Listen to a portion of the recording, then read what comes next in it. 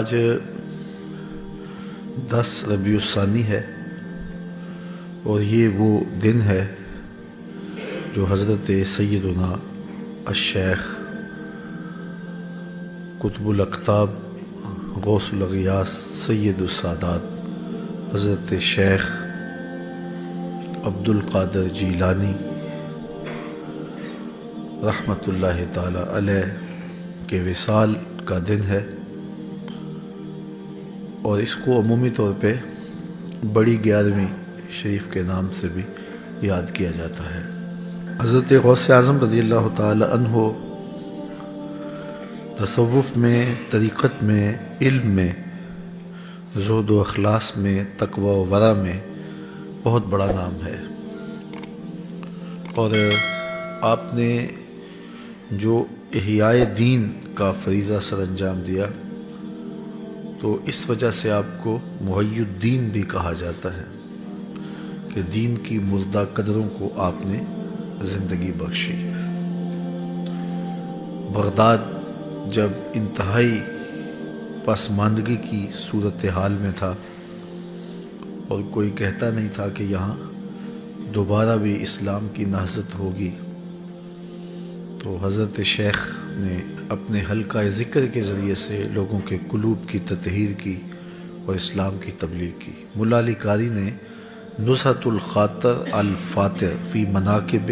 شیخ عبد القادر کے اندر لکھا ہے کہ حضرت غوث اعظم کی جو مجلس ہوتی اس میں 70 ہزار لوگوں کا اجتماع ہوتا تھا، اور خود فرماتے ہیں کہ میں ایک دن میں 4000 لوگوں کو واصل باللہ کرتا ہوں۔ تو حضرت غوث اعظم رضی اللہ تعالیٰ عنہ کی ایک تو کرامات کا باب ہے، اور ایک آپ کا کٹھن زندگی کا سفر ہے، گھر سے لے کر کے، بچپن سے لے کر کے حصول تعلیم اور بعد کی مشکل مراحل ہیں، اور ایک ہیں آپ کی تعلیمات جو آپ کی تصانیف کے ذریعے سے ہمارے تک پہنچی ہیں۔ تو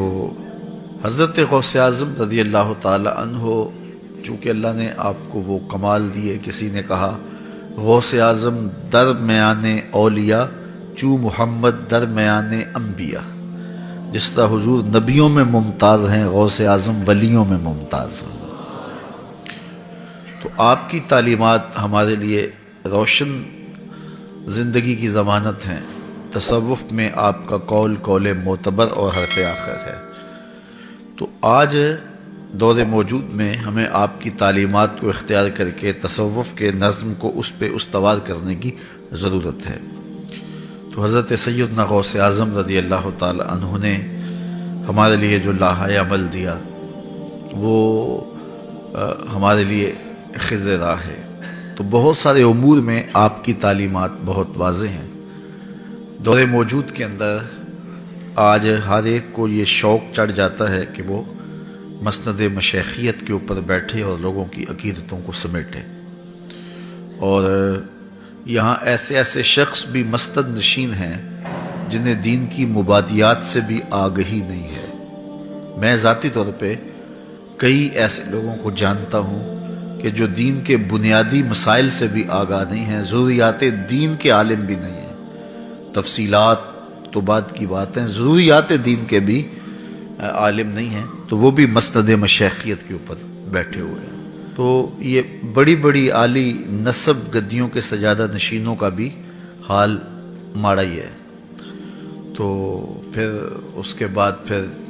جو خلافتیں بانٹی گئیں ریوڑیوں کی طرح، اس کا نتیجہ کیا ہوا کہ معیار طریقت جو ہے وہ ختم ہو گیا، اور ہر لئی میں رازدار دین شدے، اقبال نے کہا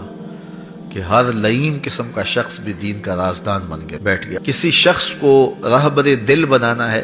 تو پھر اتنی جلدی تو دل کا سودا نہیں کر دینا چاہیے، اس کو ہر طرح سے پرکھنا چاہیے اور غور و تدبر کرنا چاہیے، اور اس میں وہ شرائط جو ہمارے مشائخ نے، ہمارے بزرگوں نے رکھی ہیں، بدرجہ اتم نہ صحیح لیکن اس کا عکس اور سایہ ضرور دکھائی دے۔ ہم اللہ کی بارگاہ میں دعا کرتے ہیں حضور سیدنا غوث اعظم رضی اللہ تعالی عنہ کی روح کا فیضان ہمیں نصیب فرمائے، اور اپنا خاص کرم فضل ہم سب کے شامل حال فرمائے۔